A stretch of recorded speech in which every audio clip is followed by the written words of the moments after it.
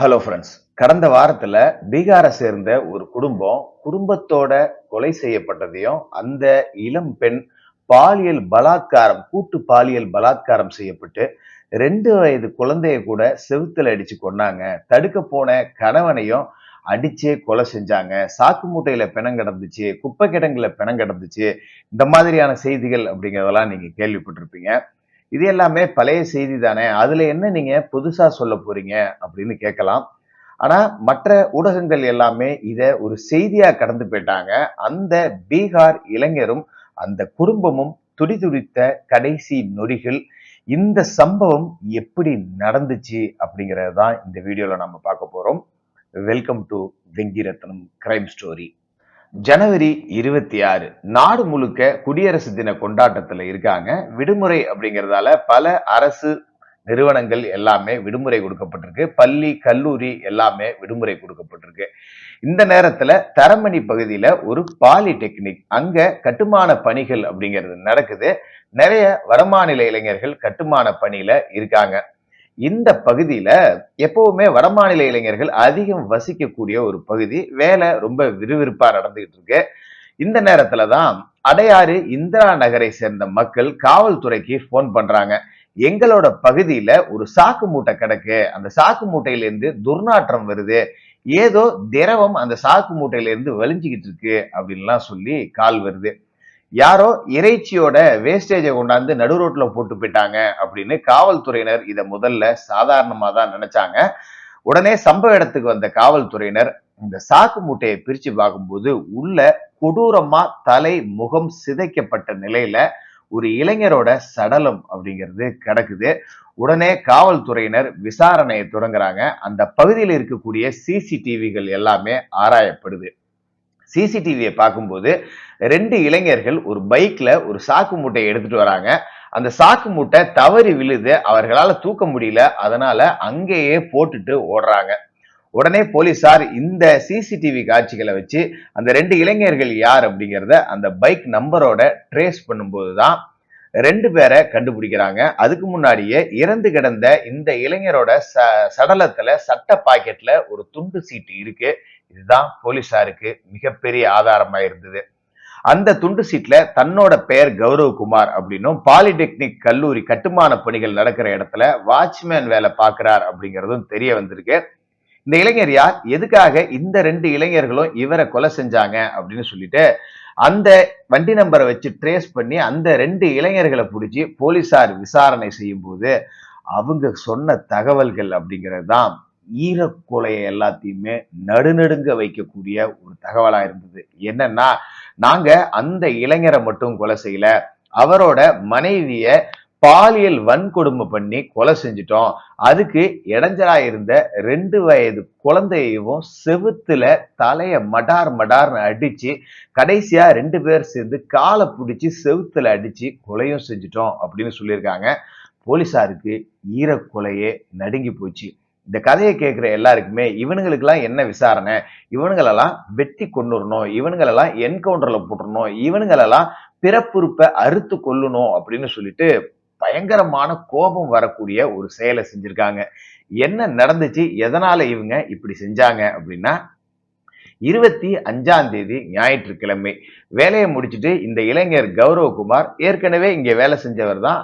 3 வருடங்களுக்கு முன்னாடி அவருக்கு திருமணம் ஆச்சு. அதன் பிறகு இந்த பாலிடெக்னிக் பகுதியில வேலை கிடைச்சதால குடும்பத்தையும் கொண்டு வந்து இங்கேயே வச்சிருக்காரு. அங்கேயே அவங்களுக்கு தங்குற வசதி எல்லாமே செய்து கொடுக்கப்பட்டிருக்கு.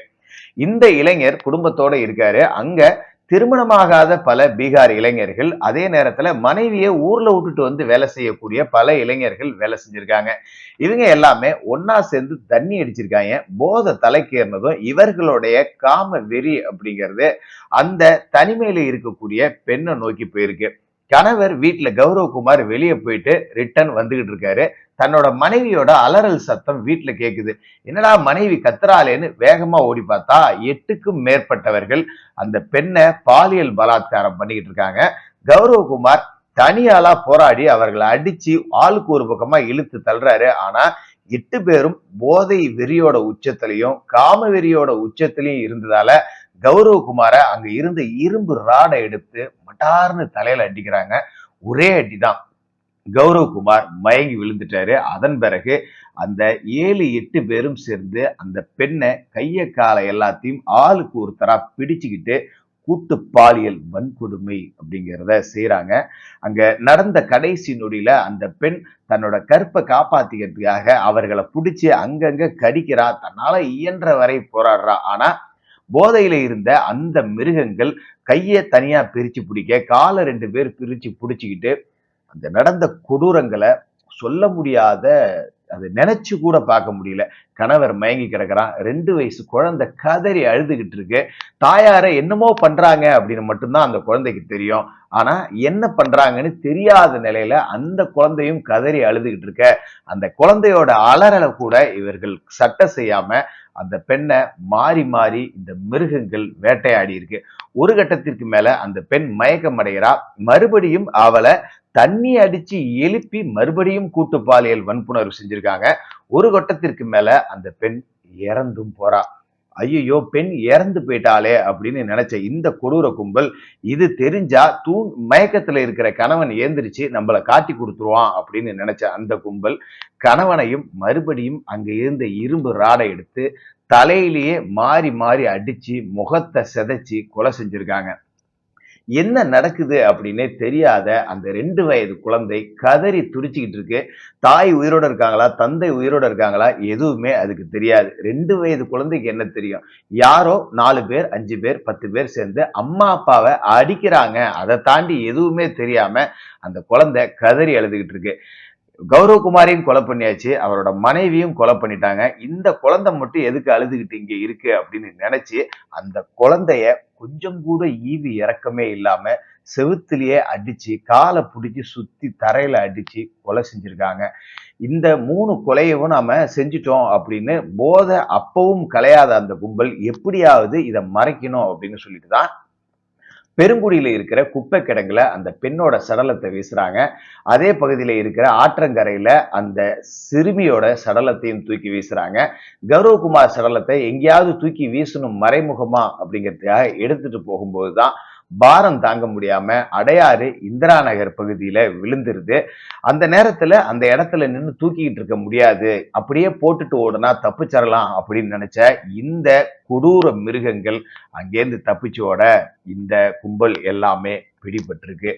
தான் வயிற்று பிழைப்புக்காக தமிழ்நாட்டுக்கு வந்தா பொழைச்சிக்கலாம் அப்படின்னு வந்த ஒரு வடமாநில இளைஞன் தன்னோட கண் முன்னாடியே மனைவி பாலியல் வன்புணர்வுக்கு ஆக்கப்பட்டு கொலை செய்யப்பட்டிருக்கா. அவனோட உயிரும் பறி போயிடுச்சு. தட்டி கேட்க முடியல. 8 மிருகங்களோட ஒற்றையாளா போராட முடியாம அந்த இளைஞனும் தன்னோட உயிரை கதற கதற விட்டுருக்கான். எது நடக்குது, என்ன நடக்குது அப்படின்னே தெரியாத 2 வயது குழந்தையோட உயிரும் கொடூரமா பறிக்கப்பட்டிருக்கு.